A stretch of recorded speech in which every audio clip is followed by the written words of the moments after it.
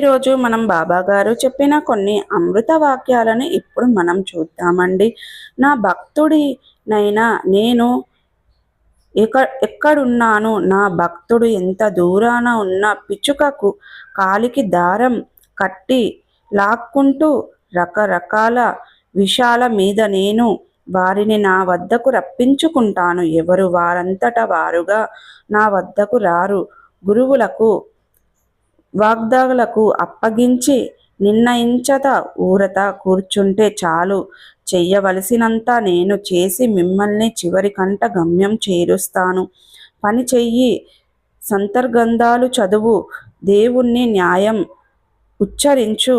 వెనక ఎన్నో జన్మలలో మీతో ఉన్నాను, ఇక రాబోయే జన్మలన్నిటిలోనూ మీతో ఉండగలగను. మనం మళ్ళీ కలుసుకుందాం. నాకు అప్ప చెప్పిన ప్రతి పైసాకు కూడా నేను అల్లాకు లెక్క చెప్పుకోవాలి.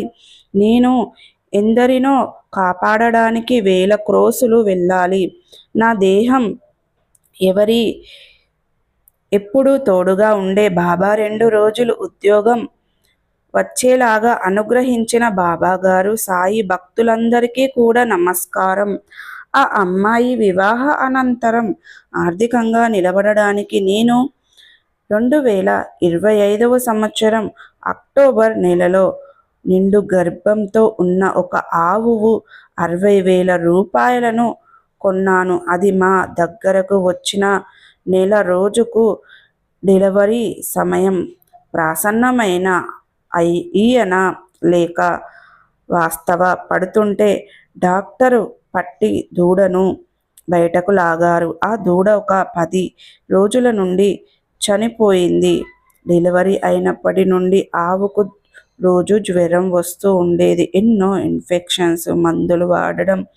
అదే సమయంలో నా ఆరోగ్యం బాగాలేక 20 రోజులు బాగా ఇబ్బంది పడ్డాను. ఆవు కూడా చాలా ఇబ్బంది పడింది. సరిగ్గా తినదు, నీళ్లు త్రాగదు. తెల్లారి లేచిన వెంటనే ఆవు ఎలా ఉందో అని ముందు దాన్నే చూసేదాన్ని. స్కూల్లో టీచర్గా పనిచేస్తున్న నేను డ్యూటీలో ఉండి కూడా దాని గురించే ధ్యానం పెట్టుకునేదాన్ని. శ్రీ రేణుకా ఎల్లమ్మ తల్లి జ్యోతిష్యాలయం.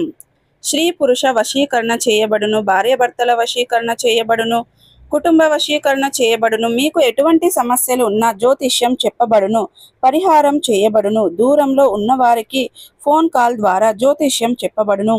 భార్యాభర్తల సమస్యలు, కుటుంబ సమస్యలు, ప్రేమ సమస్యలు, ఆర్థిక సమస్యలు, నమ్మిన వారు దూరం కావడం, ఇంకా ఎటువంటి సమస్యలున్నా కూడా గురూజీ గారిని సంప్రదించి